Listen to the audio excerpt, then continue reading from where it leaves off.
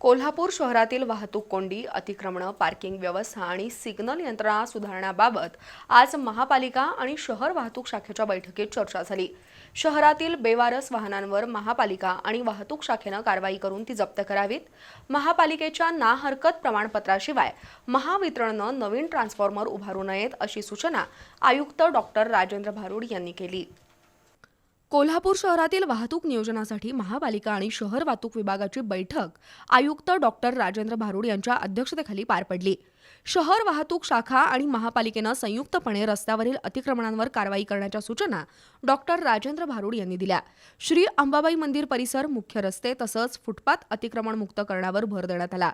पर्यटकांच्या दृष्टीनं मंदिर परिसर आणि रंकाळा तलाव परिसर स्वच्छ आणि मोकळा ठेवणं आवश्यक आहे.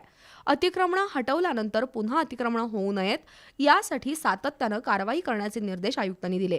वाहतूक शाखेनं कारवाईचं ठिकाण निश्चित करावं, त्या ठिकाणी महापालिका कर्मचारी उपलब्ध करून दिले जातील. शहरातील खराब झालेले सिग्नल बदलण्यासाठी आवश्यक तांत्रिक तपशील सादर करावा.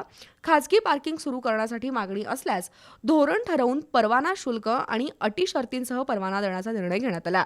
सरस्वती टॉकीज इथल्या गाळेधारकांना 2 दिवसात पार्किंग इमारतीमध्ये स्थलांतरित करण्याच्या सूचना देण्यात आल्या. गाडी अड्ड्यातील अतिक्रमणं हटवण्यासाठी 5 दिवसांची मुदत द्यावी.